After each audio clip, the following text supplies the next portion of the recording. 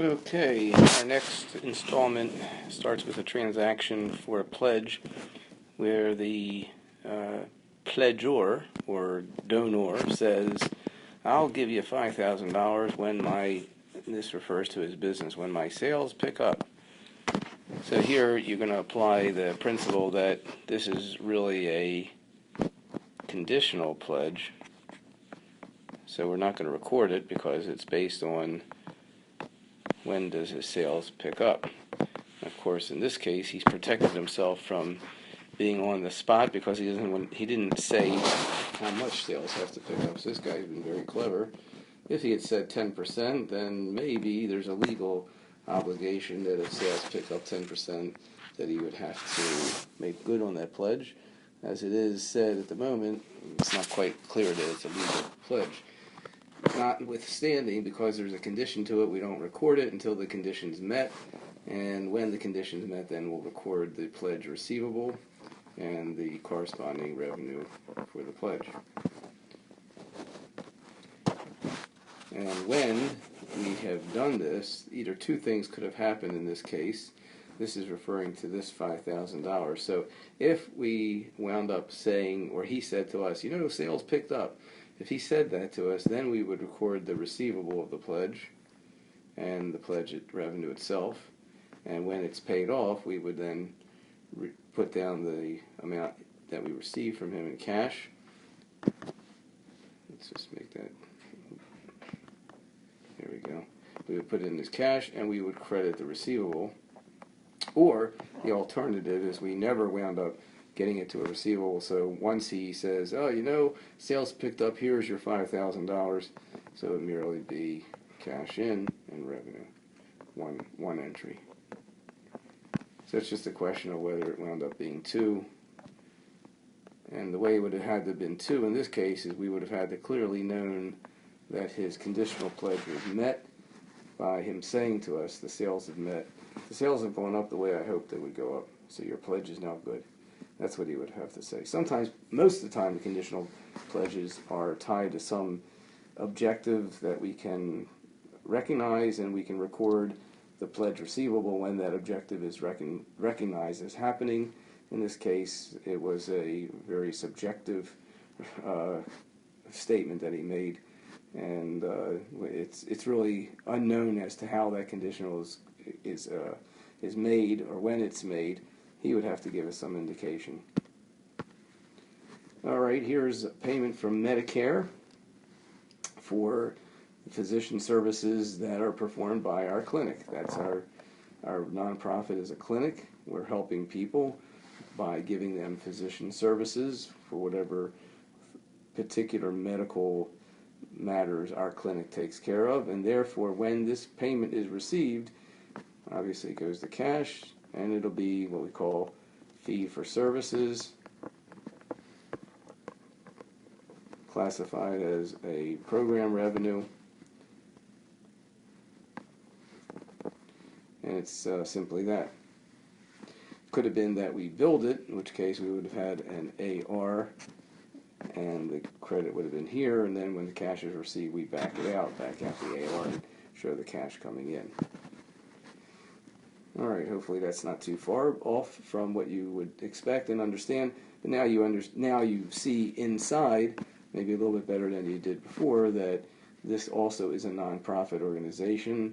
Giving of medical services fits the bill of being a nonprofit mission.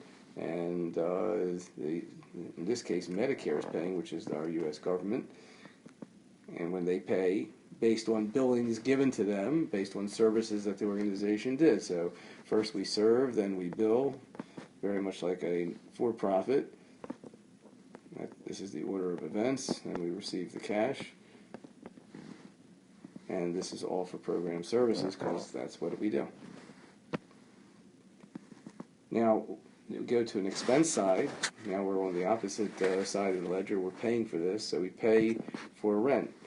It'll be obviously a credit to cash for whatever the amount is, let's say $18,000, and debit for rent. Now what will happen, as we said before, just so you'll remember and get the picture, is all the rent will go into this category. At the end of the year, Then what the accountant would do, what the controller would do, is go into the rent and start allocating it to the various program services, to supporting costs, which would be general administrative and fundraising, if applicable. It depends on what the rent's for. If the building is doing all three of those functions, it'll get allocated. If it's doing more than one program, it'll get allocated to the programs, all based on the facts and circumstances and based on the best drivers. This is the word in case you weren't following it. Based on the best driver to do the allocation, which is often square footage. How much square feet are being used for the program, how much is being used for the G&A, etc.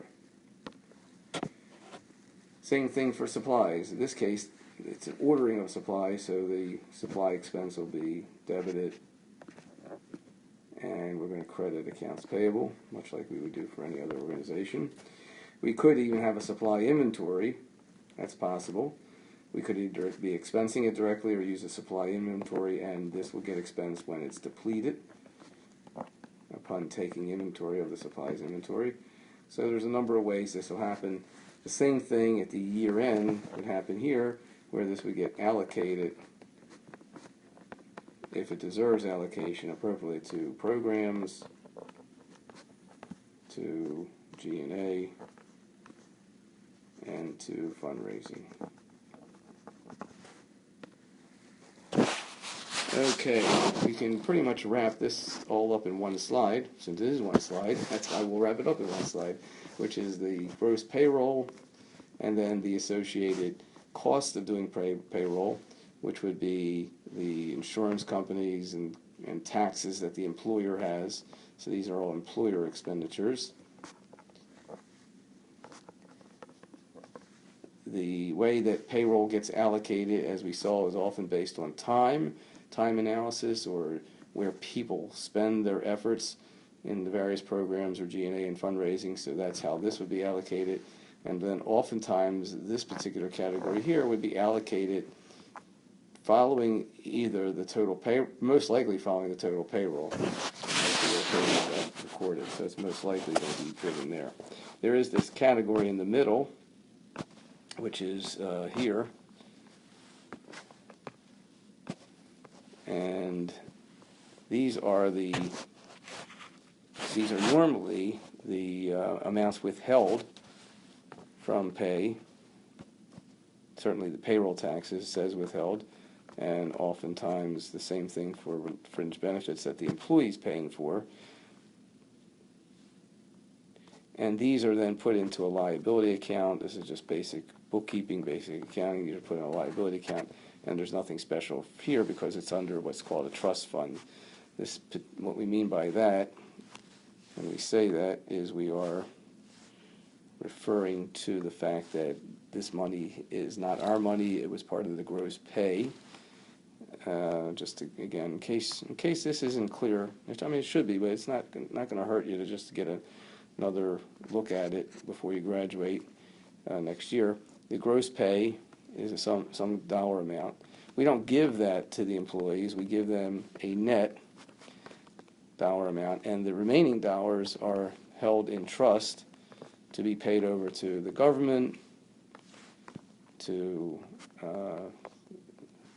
maybe the health insurance company. So we would say insurance.